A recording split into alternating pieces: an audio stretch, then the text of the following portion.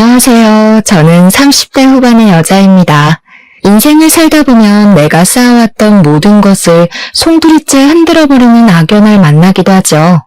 벗어나려고 해도 계속 엉키게 돼서 결국은 나를 망가뜨리고 말더라고요. 평소에 사연을 즐겨 듣다 보니 문득 저와 얽혔던 지독한 악연들이 떠오르는 날이네요.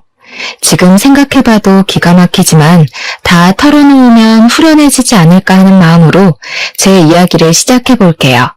저는 어릴 때부터 홀어머니와 둘이 살았어요. 지금에서야 저를 혼자 키우느라 엄마가 얼마나 고생하셨을지 가늠이 안 되지만 어린 시절에는 엄마의 사랑 덕분에 부족하다는 생각 없이 밝게 잘 자랐어요. 엄마는 분식집을 하셨는데 얼마나 저에 대한 사랑이 각별하셨는지 제가 다니던 초등학교, 중학교, 고등학교를 옮겨 다니시면서 장사를 하셨답니다. 언제나 일을 하셔야 해서 저를 돌볼 수 없으니 가까이서라도 지켜보려고 했던 마음이셨겠죠. 중고등학교 때는 친구들 데리고 가면 엄마가 언제나 떡볶이를 듬뿍 주시곤 했어요. 그래서 저는 항상 친구도 많고 즐거운 학창 시절을 보낼 수 있었던 것 같아요. 엄마는 제가 결혼을 한 후에도 다녔던 고등학교 앞에서 분식집을 하셨답니다. 가끔 가보면 교복 입은 아이들과 정답게 수다 떠시는 엄마를 볼 수 있었는데요. 그 시절의 엄마와 제가 생각나서 마음이 찡해지곤 했죠. 저는 얼른 자립을 해서 엄마에게 도움이 되고 싶었던 생각이 컸기 때문에 전문대를 나와서 바로 작은 회사의 격리로 일을 시작했답니다. 남편을 만난 지는 그 즈음이었어요. 친한 동료가 있었는데 같이 저녁을 먹으면서 찍은 사진을 동료의 친구였던 남편이 우연히 보게 된 것이죠. 그 이후로 자꾸 저를 소개해달라고 졸랐다면서 소개팅을 주선해 주었답니다. 처음 만난 남편은 동갑답지 않게 참 젠틀하고 좋은 가정에서 살아왔겠구나 하는 생각이 드는 사람이었어요. 문득 보이는 행동에서 여유가 느껴지고 대화를 해보니 저보다 아는 것도 참 많았죠. 남편은 적극적으로 구애를 해왔고 우리는 곧 연인이 되었답니다. 남편이 데려가는 식당이나 뮤지컬 극장, 여행은 저에게 참 새로운 곳이 많았죠. 살면서 해본 것도 가본 것도 별로 없다는 것을 남편을 통해 알게 되었달까요? 마치 저에게 신세계를 열어준 듯이 남편과 처음 해보는 것이 많아 데이트는 항상 즐거웠죠. 사귄 지 1년도 되지 않아 남편은 자꾸 결혼하자는 이야기를 꺼내더라고요. 저는 데이트하고 만나는 건 참 좋았지만 아직 20대 후반이었고 모아둔 돈도 없었기에 결혼은 한 번도 생각해보지 않았어요. 부담스럽다고 거절했지만 남편은 일단 집에 가서 부모님께 인사드리자고 계속 재촉했답니다. 그렇게 남편에게 끌려다니다 보니 어느새 남편 집 앞에 서 있더라고요. 시부모 댁은 서울 근교의 주택단지에 있는 단독주택이었는데 기와가 있는 현대적인 한옥으로 멋들어지게 지어져 있더라고요. 저는 쭉 빌라에서만 살아서 단독주택에 산다는 건 생각도 못 해봤는데 집을 구경해보니 참 멋지긴 했답니다. 앞마당과 뒷마당도 널찍하고 작게 텃밭도 있고 시부모님은 드라마에 나오는 것처럼 여유롭게 살고 계시더라고요. 시부는 공무원을 하셨다가 퇴직한 지 얼마 되지 않았고 시모는 항상 전업주부셨다고 해요. 저를 위해 식사를 준비해 두셨는데 텃밭에서 직접 땄다는 신선한 채소와 윤기 나는 갈비찜을 먹으며 잠시나마 완전한 가족 속에 있는 듯한 행복을 느꼈죠.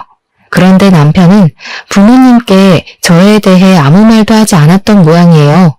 홀어머니가 분식집을 하시고 저는 격리로 일한다는 걸 아시더니 시모의 표정이 바로 차갑게 돌변하시더라고요. 방금 전까지는 인자한 미소를 지으시면서 며느리가 너무 예뻐서 손잡으면 아주 잘생기겠다고 하시더니 제 쪽은 쳐다보지도 않으셨어요. 30도 안 됐는데 아직 결혼은 너무 일러. 결혼이 하고 싶으면 5년은 있다가 해라. 5년을 어떻게 기다려? 왜 갑자기 억지를 부리세요? 난 내년 안에 꼭 결혼할 거예요. 내가 이런 말까진 안 하려고 했는데 집안도 좀 격이 맞아야지. 한쪽이 너무 기우면 결국 헤어지게 마련이야. 아가씨도 내 말 서운하게 생각하지 말고 반반은 얼굴 믿고 우리 아들 꼬신 모양인데 취집하려고 마음 먹었으면 더 나이 있는 남자를 잡던가 순진한 애 데리고 뭐 하는 거야? 어휴, 염치도 없어라. 저는 결혼하려는 마음도 없었는데 한순간에 결혼하지 못해 환장한 여자가 되어 있더라고요. 여태껏 살면서 이런 험한 소리는 들어본 적이 없어서 머리가 하얘져 대꾸 한마디도 못하겠더라고요. 남편이 저를 붙잡았지만 부들부들 떨리는 손을 애써 잡으며 그 집을 나와버렸어요. 그렇게 남편과 헤어지려고 마음을 먹었죠. 남편은 매일 회사 앞으로 찾아와서 절대 못 헤어진다며 눈물까지 보이더라고요. 시모한테 받은 모욕을 떠올리며 모질게 대하려고 했지만 사랑이 뭔지 남편 얼굴만 보면 같이 눈물이 흐르더라고요. 자기가 책임지고 허락받을 테니 헤어질 생각만 하지 말라면서 저에게 더욱 정성을 다했답니다. 헤어진다는 생각만 해도 가슴이 저미는데 눈물이 어떻게 끝낼 수가 있었겠어요. 결국 남편이 허락받을 때까지 기다리기로 했고 시부가 시모를 설득해 결국 몇 달이 걸려 상견례를 할 수 있었답니다. 시모의 아나무인 태도는 상견례에서도 여전했죠. 제가 이 결혼을 찬성해서 시키는 게 아니라는 건 사돈도 잘 알아주시길 바랍니다. 그만큼 따님 교육 잘 시켜서 보내주세요. 제가 인생을 살아보니까 아버지 없는 애들은 어디선가 꼭 티가 나더라고요. 잔뜩 긴장을 한 엄마는 시부모에게 제대로 대답도 잘하지 못하셨어요. 저는 묵묵히 듣기만 하는 엄마를 보고 너무 화가 나서 한마디 하려고 입을 열었는데 엄마가 가만히 제 손을 잡으시더라고요. 엄마와 눈이 마주친 저는 간절한 눈빛에 결국 입을 닫아야만 했죠. 제가 놀랄 정도로 엄마는 남부럽지 않게 결혼식과 혼수를 준비해 주셨어요. 어디서 돈이 났냐고 물어봐도 딸 결혼하는데 보태려고 이 정도는 준비해 두셨다는 말만 해주시더라고요. 시모가 혼수로 꼬투리를 잡으려고 했지만 막상 제가 준비한 걸 보자 별다른 말을 못할 정도였답니다. 결혼을 한 후부터 저는 일주일에 한 번 또는 2주일에 한 번은 꼭 시댁에 가야만 했죠.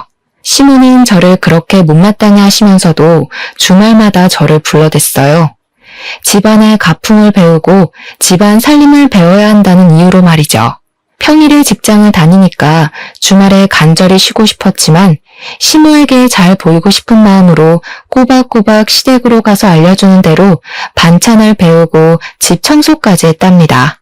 남편에게 너무 힘들다며 하소연을 해봤지만 시모 마음에 들고 친해질 수 있는 기회 아니냐면서 조금만 참고 해보라고 하더라고요. 그렇게 결혼을 하고 첫 설 명절을 맞게 되었어요. 평생 전업주부로 살아온 시모는 자신의 음식 솜씨에 대해 자부심이 엄청났어요. 시부와 남편이 밥 먹으면서 맛있다는 소리를 안 하면 삐지는 게 눈에 보일 정도였죠. 시모가 한 음식을 먹을 때마다 항상 맛있다고 호들갑을 떨어야 했답니다.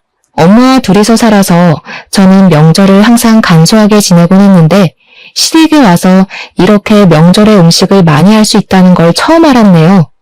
친척들이 많이 온다며 음식량을 어마어마하게 준비하더라고요.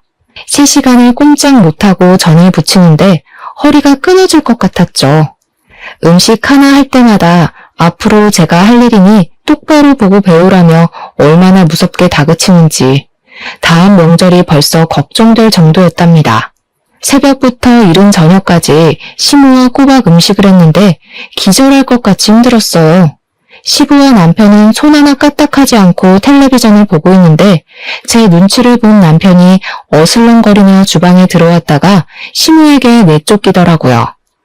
막 저녁 준비가 다 되었을 때 초인종이 울렸어요. 친척분들은 내일에야 올 텐데 누구인지 의아한 참이었는데 남편이 신나서 현관문을 열더라고요. 제 또래의 젊은 여자가 다소곳이 집 안으로 들어왔어요. 시모도 얼른 여자에게 다가가서 손을 맞잡으며 아주 반기더라고요. 묶은 머리가 다 헝클어지고 땀으로 절은 제 모습과는 다르게 그 여자는 한눈에 봐도 비싼 원피스를 차려입고 세련된 이미지가 인상적이었답니다. 얘는 왜 모질이처럼 서 있어? 형님한테 인사 안 하니? 엄마, 얘는 아직 형수 얘기 몰라. 설날 전에 말해두려고 했는데 깜빡했네. 남편이 외동인 줄 알았는데 낯선 여자가 형수라니 무슨 말인지 도통 이해가 되지 않더라고요.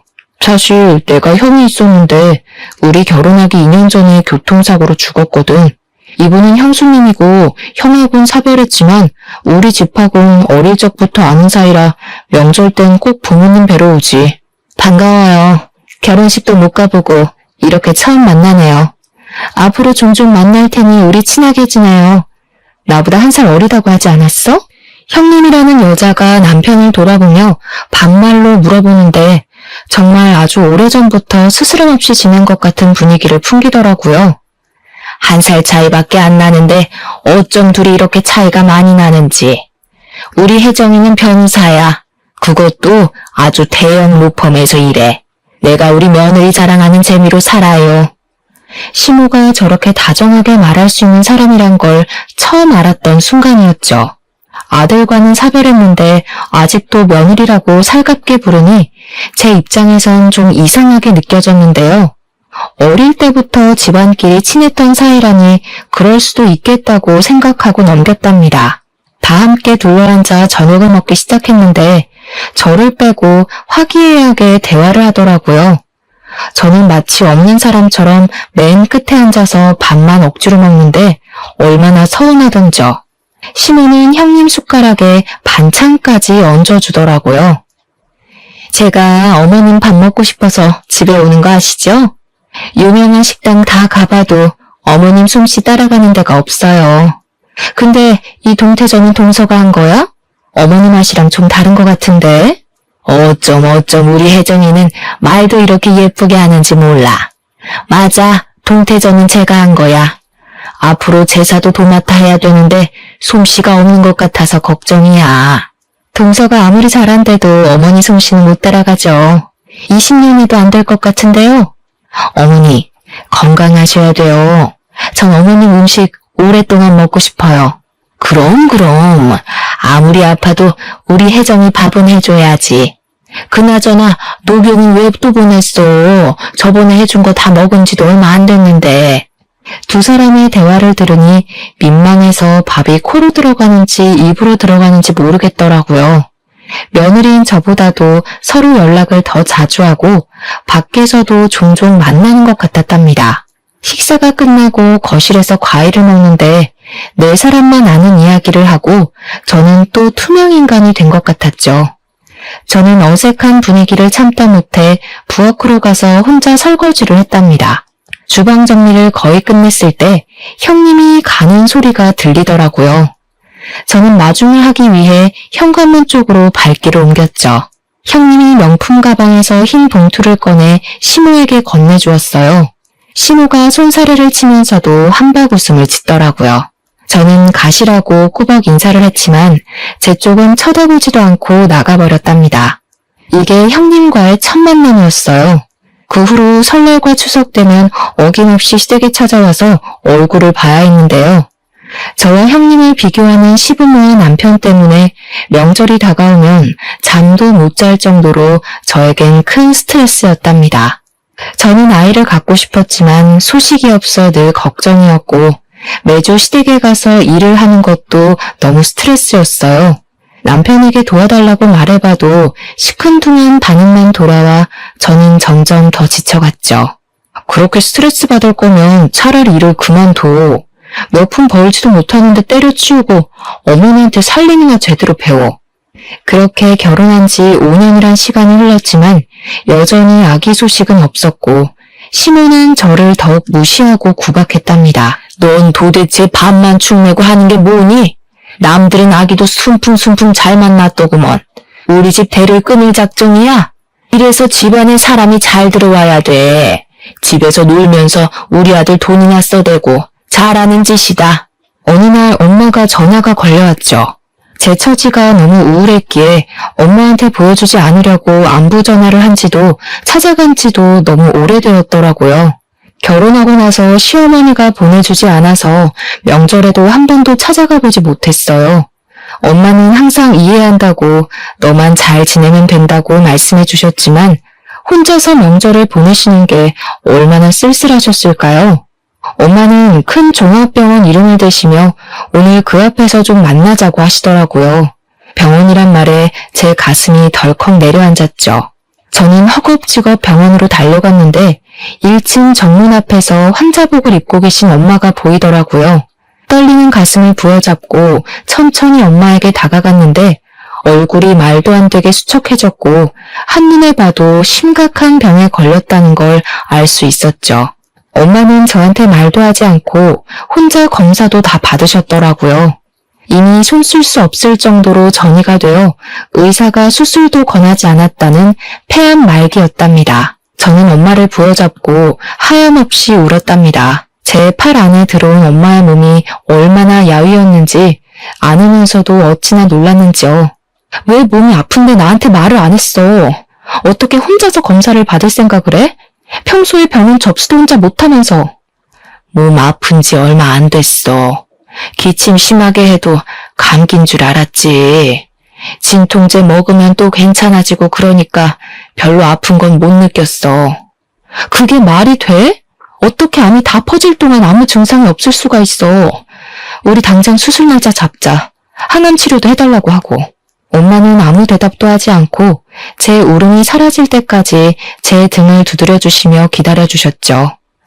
주치의를 만나 상담을 해봤지만 치료하는 건 환자의 자유지만 더 고통스러울 수도 있다는 매정한 대답만 들을 수 있었답니다. 저는 당장 엄마를 제 옆에 모시고 간호를 하기로 했어요. 살고 있는 아파트는 방이 2개라 엄마를 충분히 모실 수 있을 것 같았죠. 남편이 퇴근해서 들어오자마자 울면서 속사포처럼 이야기를 쏟아냈어요. 장모님을 간호해야 되는 건 맞는 건데 여기에 모시긴 좀 그렇지 않아? 저는 생각보다 차가운 남편의 반응에 당황을 했답니다. 만약 신우가 큰 병에 걸렸다면 저는 시댁에 들어가서 간호하라는 말을 해도 받아들였을 텐데 말이죠. 사실 이 집은 우리 부모님이 해준 거니까 장모님한테도 여쭤봐야 되지 않겠어? 네가 우리 엄마한테 얘기를 한번 해봐. 어머님한테 말하면 당연히 안 된다고 하시겠지. 나 미워하시는 거 몰라서 그래? 어머님이 여기서 같이 사시는 것도 아닌데 꼭 시부모 허락을 맡아야 되겠어? 말씀 안 드리고 장모님을 모시고 오면 더 화내실 건 생각 안 해? 아, 난 몰라. 네가 엄마한테 허락받든가 말든가 네가 알아서 해. 난 머리 아파. 저는 남편의 태도에 많이 실망했죠. 돌이켜보면 지금껏 항상 방관자처럼 지켜만 봤을 뿐 저를 위해 나서준 적이 없었다는 걸 깨달았답니다. 저를 대신해 시모에게 싫은 소리 한번 해준 적이 없었죠. 언제부터인가 저는 이 집안에서 부족한 존재라는 생각을 스스로 하고 있어서 부당한 대우를 받아도 당연히 그럴 수 있다고 받아들이고 있었던 것 같아요. 그때 갑자기 형님 얼굴이 떠오른 건 왜였을까요? 이번에는 마음을 단단히 먹고 시댁으로 찾아갔어요. 시모에게 어렵게 엄마 얘기를 꺼냈지만 역시나 예상했던 대로 차가운 대답만 돌아왔죠. 넌 어쩜 나쁜 소식만 그렇게 끌고 들어오니? 집에 아픈 사람이 있으면 그 집안은 어둡고 나쁜 기운이 들어오는 거야. 내 아들이 힘들게 일하고 들어와서 아픈 장모 보면 얼마나 기운이 빠지겠어. 너는 도대체 생각이 있는 애니? 어머님이 안 된다고 하셔도 저는 엄마 꼭 모셔야겠어요. 많이 아프신데 혼자 계시도록 할 수는 없어요. 저는 머리끝까지 화가 나서 벌개진 눈으로 시모를 노려봤어요. 갑자기 시모가 벌떡 일어나서 제 머리채를 잡고 흔들기 시작했답니다. 제 몸은 시모에게 잡혀 꼭두각시 인형처럼 이리저리 흔들리다 바닥에 패대기 쳐졌어요. 이게 어디서 말 대답을 해? 병원에 입원을 시키던지 죽을 날짜 받아놨으면 요양원이라도 들어가면 되지. 네가 거기서 산다고 그게 네 집 같아? 너도 여차하면 쫓겨나면 그만이야. 죽을 날짜라뇨. 어머님, 우리 엄마한테까지 그렇게 막대먹게 말하는 건 못 참아요. 제가 그 잘난 집 나올 테니까 걱정 붙들어 내세요. 화난 시모가 제 손목을 낚아채려는 걸 탁 쳐내고 시댁을 나와버렸어요. 저는 그 길로 엄마 집으로 들어갔답니다. 날이 갈수록 몸이 약해져가는 엄마의 곁을 밤낮으로 지켰어요. 한동안 남편과 시모가 매일 전화를 해댔지만 받지 않았죠. 엄마가 아픈 건 너무나도 슬픈 일이었지만 시댁도 남편도 없이 엄마와 둘이 지내니 오히려 저는 너무 평안하고 행복한 기분마저 들었답니다. 그렇게 눈 깜짝할 사이에 몇 달이 흘렀죠. 제가 함께 살자 엄마의 상태가 조금씩 호전되는 것처럼 느껴졌답니다. 남편과 이혼할 것은 아니니 저녁 시간에 가서 남편이 먹을 요리를 해놓기 시작했어요. 엄마 집으로 들어간 초반에는 남편에게 연락이 왔지만 어느 순간부터는 아무 연락이 없더라고요. 제가 메시지를 보내고 답도 없고 말이죠. 가끔 집에 가보면 청소도 깨끗이 되어 있고 빨래도 밀리지 않고 제가 없어도 잘 살고 있는 것처럼 보이니까 서운한 마음이 들더라고요. 남편과의 사이가 나빠서 집을 나간 것도 아니었는데 마치 별거를 하고 있는 것 같은 상황이 되어 있었답니다. 그래서 불안한 마음에 저녁을 해놓기 시작한 거였는데요. 남편은 저를 다시 봐도 시큰둥하더라고요. 오랜만에 봤는데 반갑지도 않아? 집 정리도 잘 되어 있고 나 없어도 잘 사는 것처럼 보이네? 너 마음대로 네 발로 나갔으면서 이제 와서 왜 이래? 너 없으면 엉망진창일 줄 알았냐? 야, 일주일에 2번 일하는 아줌마 부르니까 네가 살림할 때보다 훨씬 낫다. 장모님의 안부 한 번을 묻지 않는 남편의 태도에 화가 났지만 저는 바보같이 매일 저녁을 해주고 남편이 밥을 다 먹으면 설거지까지 해두고 밤에 부랴부랴 엄마 집에 돌아오는 생활을 계속했답니다.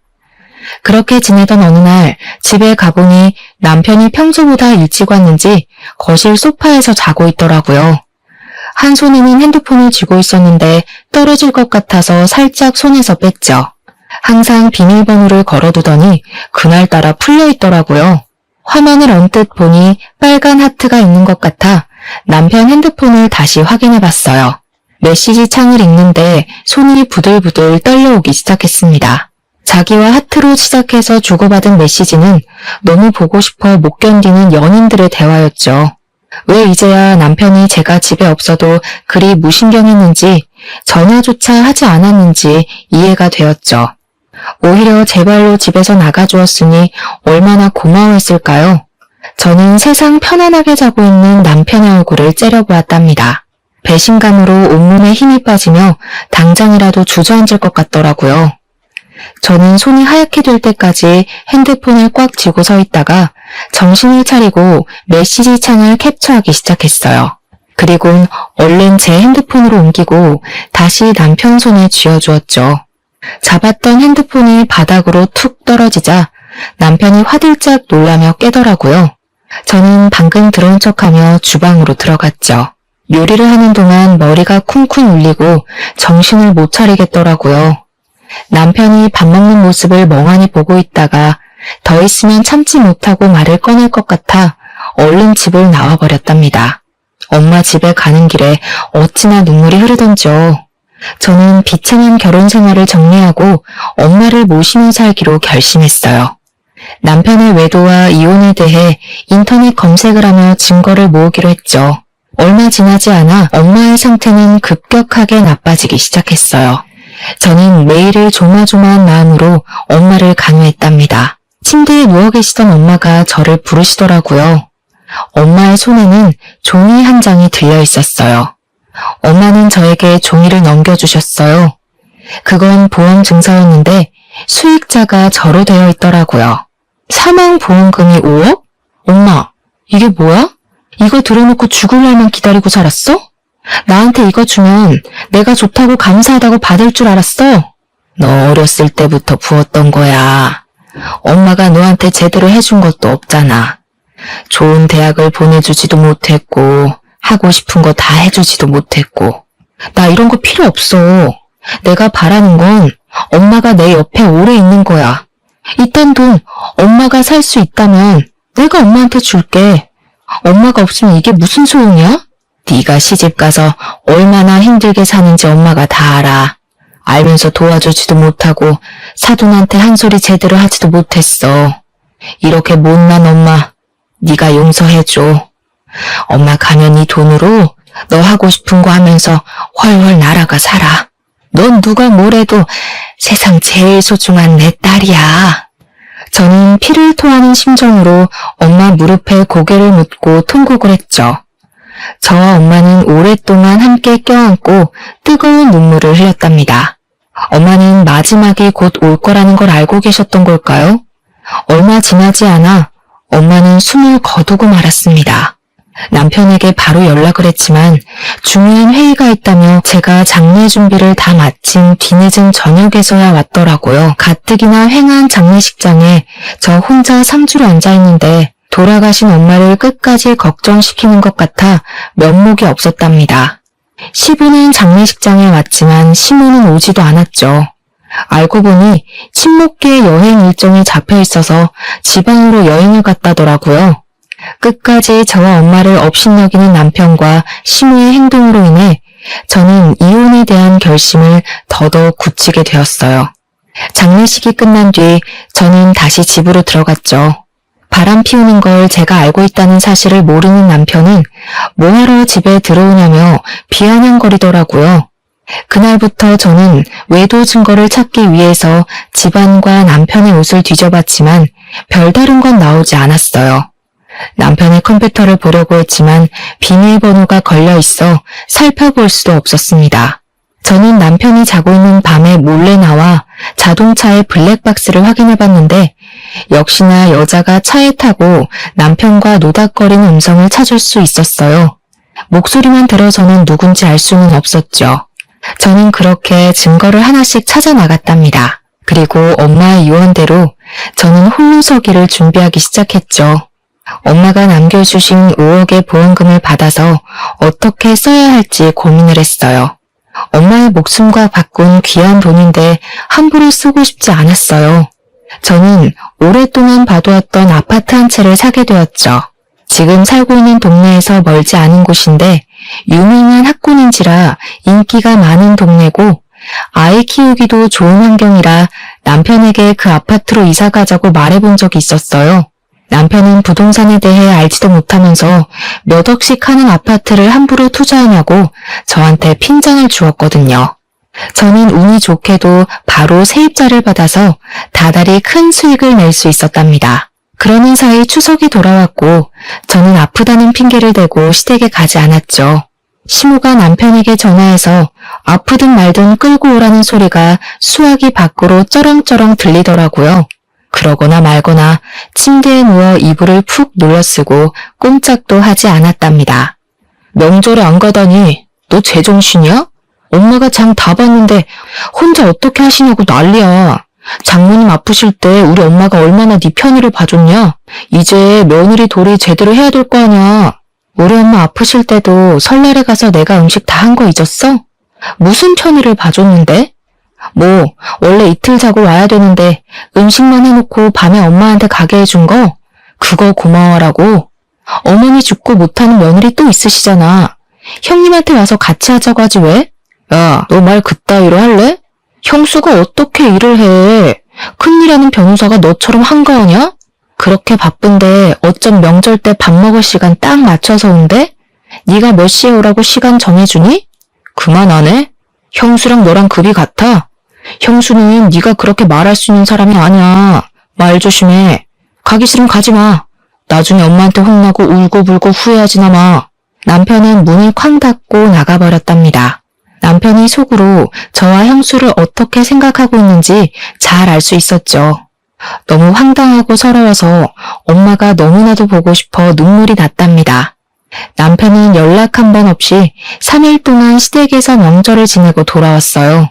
집에 온 남편이 거실에서 전화통화하는 소리가 들려왔어요. 엄마, 형수 집에 데려다주고 지금 들어왔어. 와이프? 몰라, 집에 있는지 없는지. 형님이 또 시댁에 왔던 걸 알게 되자 나도 모르게 허탈한 웃음이 나더라고요. 시부모에게 그 집안의 귀한 며느리는 형님이고 저는 시키는 대로 음식이나 하는 하녀일 뿐 그 이상도 아니겠죠. 그때 남편이 거칠게 방문을 열고 들어왔어요. 명절에 집에서 놀고 먹으니까 아주 살판 나 죽겠어. 우리 엄마 힘들게 하니까 좋냐?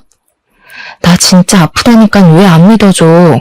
그리고 결혼 전엔 어머니가 혼자 다 하셨다며. 며느리가 있는데 엄마가 그 많은 음식을 왜 하냐?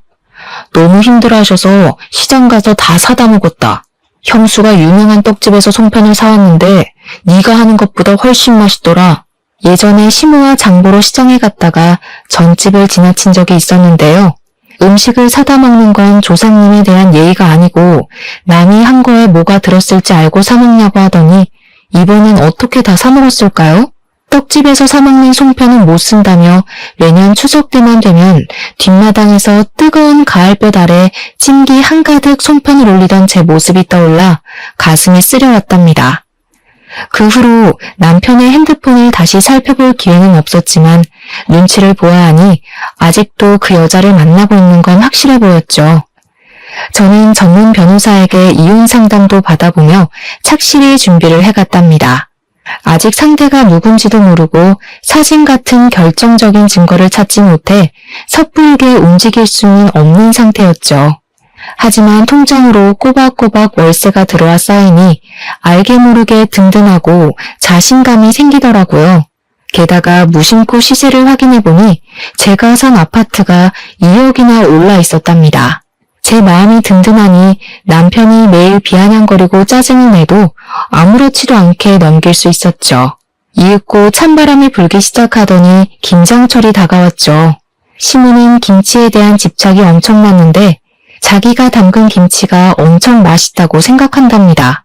그래서 해마다 엄청 많은 양을 해서 친척과 친구에게 나눠주고 그 칭찬받는데 자부심이 엄청났죠.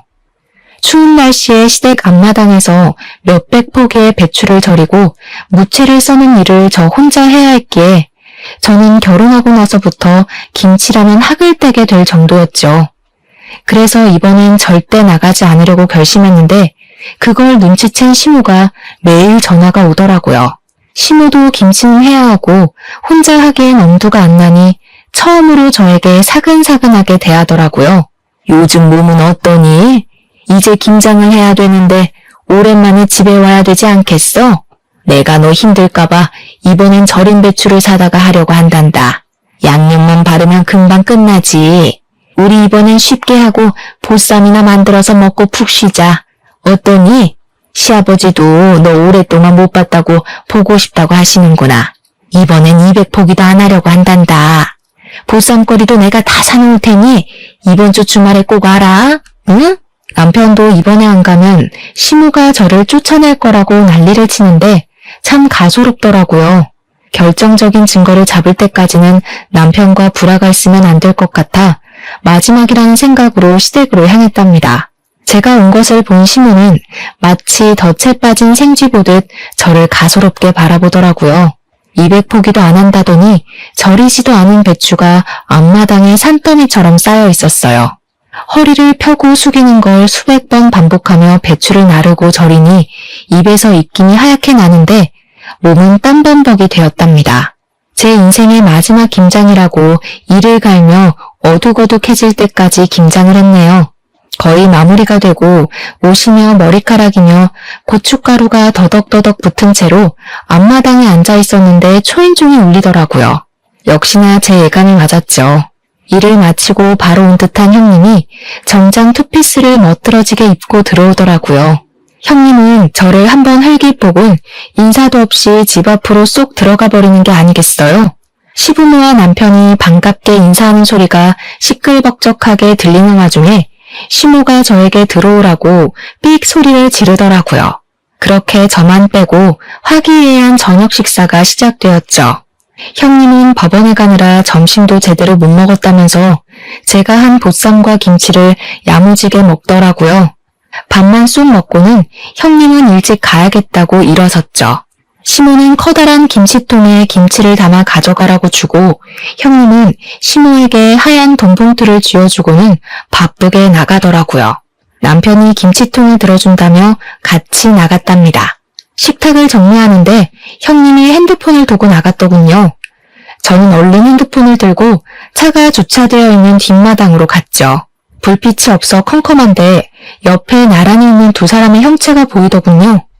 가까이 다가가던 저는 걸음을 멈추어 설 수밖에 없었어요. 세상에 두 사람이 부둥켜 안고 있는 게 아니겠어요. 저의 몸은 강목처럼 딱딱하게 굳어 움직일 수가 없었죠. 소리를 낮추어 대화를 이어가는 두 사람의 목소리가 들렸어요.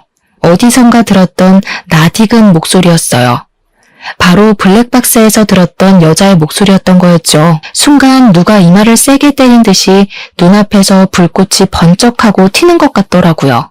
정신을 차린 저는 악을 쓰며 두 사람에게 달려갔어요. 저를 본 두 사람이 놀라서 황급히 떨어지더라고요. 분노를 참지 못한 저는 마당에 있는 물 호수를 틀어서 둘을 향해 사정없이 뿌려대기 시작했답니다. 형님이 비명을 지르며 손으로 얼굴을 가리고 남편은 저에게 달려들더라고요. 그래서 남편 눈을 향해 더욱더 세게 물 호수를 뿌려댔어요. 형님의 비명소리에 달려온 시모가 얼른 수도꼭지를 잠가버리더니 제 머리채를 잡으려고 손을 휘저기며 달려오는 게 아니겠어요? 저는 온 힘을 다해 시모를 밀어 잡아뜨려 버렸어요. 여태껏 둘이 붙어먹었다 이거지? 사람 하나 바보 만들고 재밌었니? 너네 이런 사이인 거 네 엄마도 알고 있었어? 이 나쁜 놈아. 저는 차의 트렁크에 놓인 김치통 뚜껑을 열어서 김치 두 포기를 양손에 들고 남편과 형님 얼굴에 문대버렸어요. 두 사람은 눈이 맵다고 악을 쓰며 주저앉고 난리가 났죠. 당황한 시모가 그걸 보고 다시 물 호스를 두 사람한테 뿌리기 시작했죠. 그 모습을 보고 있으니 아주 코미디가 따로 없더라고요. 저는 머리 위로 김치통을 들어서 시모한테 던져버렸어요. 시모가 중심을 잃고 쏟아진 김치 위에 넘어져 버렸답니다. 시모가 저를 향해 죽일련 소리를 질러댔어요. 저 두 사람이 사랑해서 죽고 못 사는 사이라네요. 좋으시겠어요. 이제 진짜 둘째 며느리 하시면 되겠네요. 저 자랑스러운 며느리랑 천년만년 김치 담그시면서 행복하게 사세요. 저는 바로 시댁을 뛰쳐나왔죠. 중요한 물건만 챙겨 나오려고 집으로 돌아왔는데 문득 남편의 컴퓨터가 눈에 밟히더라고요. 어쩐지 형님과 관련된 비밀번호를 걸어두었을 것 같아서 저장되어 있던 형님의 핸드폰 끝번호를 쳐봤더니 바로 암호가 풀리는 게 아니겠어요? 역시나 컴퓨터 안에는 둘이서 찍은 사진이 가득 저장되어 있었고 저는 모조리 옮겨 증거를 확보할 수 있었답니다. 둘이 얼굴을 맞대고 있는 게 제일 처음 찍은 사진이었는데 날짜를 따져보니 형이 사고 나서 죽은 지 6개월이 지난 후였더라고요. 그렇다면 저를 만나기 전부터 그렇고 그런 사이였던 거고 저는 완전히 속아 결혼을 한 거였던 거예요. 지금껏 두 사람에게 속고 시모에게 구박받은 세월이 주마등처럼 스쳐가며 바보 같은 제 자신이 너무나도 밉더라고요. 저는 제가 속아왔던 시간만큼 두 사람에게도 죗값을 치르도록 하고 싶었답니다. 그래서 사진을 비롯한 모든 증거들을 제가 선임한 변호사에게 보내고 형님을 상대로 상감료 소송을 바로 진행했어요. 그리고 형님의 로펌 회사 대표에게 사진 몇 장과 소송이 진행되고 있다는 내용의 편지를 보냈죠. 당연히 형님은 해당 로펌에서 퇴직당했고 저에게 위자료까지 물게 되었답니다. 제가 형님에게 소송을 걸었다는 사실을 듣자마자 남편이 저에게 전화해서 온갖 욕을 하더라고요. 너까짓 게 뭘 할 수 있는데 복수라도 하려고? 너 좋은 말로 할 때 당장 소송 취하해? 너 때문에 우리 혜정이 로펌에서 잘렸잖아. 손해배상 청구할 거야. 손해배상 청구해야 될 사람은 나야. 네가 망친 내 인생은 어떻게 책임질 건데? 너도 인생 나락갈 준비나 해. 저는 남편의 회사 홈페이지에 매도 사실과 사진 증거를 올렸어요. 워낙 보수적인 기업이었기에 소문이 돈다면 남편이 사생활이라고 항변해봤자 타격이 갈 거라는 걸 예상했거든요. 남편과 더 이상 마주치거나 연락하고 싶지도 않았기에 이혼의 모든 과정을 변호사를 통해 처리했답니다. 외도의 증거가 너무 확실했기 때문에 남편은 소송도 해보지 못하고 제가 원하는 대로 조정 이혼으로 마무리를 지을 수밖에 없었죠. 남편의 외도 사실을 안 뒤부터 정보를 계속 수집하고 유리하게 이혼할 수 있도록 미리 준비해둔 덕분이었죠. 그래서 저는 살고 있는 아파트를 비롯한 재산 분할도 넉넉히 받을 수 있었답니다. 조정 협의하는 마지막 날 법원에서 남편을 만났는데 얼굴이 눈에 띄게 수척해져 있고 옷도 후줄근하게 입고 왔더라고요. 남편 인생을 이렇게 망가뜨려도 되냐? 너 이렇게 독한 애였어? 너 때문에 나 회사도 권고사직 당했어. 우리 엄마도 뇌출혈로 쓰러져서 지금 병원에 계신다. 그래, 인정한다. 나도 잘못했고 너도 잘못한 거 있어. 서로 용서하고 새롭게 시작해보자. 정신 나간 소리하고 있네. 네 천년의 사랑이 들으면 어쩌려고 그딴 소리라고 있니? 들러리는 빠져줄 테니까 잘난 혜정이랑 행복하게 사셔. 그 나쁜 년 얘긴 하지 마. 로펌 잘리고 바로 지방에 있는 로펌으로 옮기고 연락도 끊겨서 알아보니까 거기 대표랑 그렇고 그런 사이더라. 내가 지한테 어떻게 했는데. 됐고 하수연은 당사자한테나 가서 해. 너는 인간의 탈을 쓰고 어떻게 이런 일을 벌이니? 지옥 가서 네 형 얼굴은 어떻게 보려고. 다시는 마주치지도 말자. 아, 이건 내 마지막 선물이야. 남편은 제가 건넨 등기부등본을 의아한 표정으로 훑어보더라고요. 내가 전에 이사 가자던 아파트 기억나? 네가 거긴 갈수록 떨어질 거라고 안목 없다고 나 엄청 무시했잖아. 나 그 아파트 샀는데 2억이나 올랐어. 너네 부모가 사준 아파트보다 거의 2배가 됐더라. 너나 안목 좀 높여야겠다. 여자분은 안목도 좀 키우고. 저는 표정이 일그러지는 전 남편을 뒤로하고 가뿐한 걸음으로 법원을 나섰답니다. 그 후로 다시는 전 남편을 보지 않았고 소식도 모르고 잘 지내고 있어요. 이혼하고 나면 혼자 무슨 일을 하고 살아야 할지 고민이 참 많았는데요. 어릴 때부터 손재주가 있는 편이어서 반영구 화장 기술을 배워 지금은 숍을 차려서 바쁘게 지내고 있답니다. 입소문이 조금씩 나더니 평일도 예약이 꽉 차서 외로움을 느낄 시간도 없고요. 엄마 덕분에 구매한 아파트에서 혼자 살면서 느긋한 싱글 라이프를 즐기고 있죠. 남편의 무시와 시누에게 모진 대우를 받고도 꾸역꾸역 결혼 생활을 이어나갔던 건 가족이라는 울타리에서 떨어져 나가 혼자가 된다는 두려움 때문이었던 것 같아요. 하지만 가장 사랑했던 엄마와도 헤어지고 완전히 혼자가 된 지금 되돌아보면 그런 두려움을 가졌던 것이 얼마나 어리석었는지 잘 알 것 같답니다. 저는 혼자 살고 있지만 누구보다도 충만하고 기쁜 매일매일을 살고 있거든요. 나를 갉아먹는 누군가와 함께 지내는 게 더 외로운 거라는 걸 알게 된 지금이 더욱 행복하답니다. 저의 이야기에 한 사람이라도 희망과 용기를 얻게 된다면 참 기쁠 것 같은 생각을 하며 마쳐봅니다. 들어주셔서 감사합니다.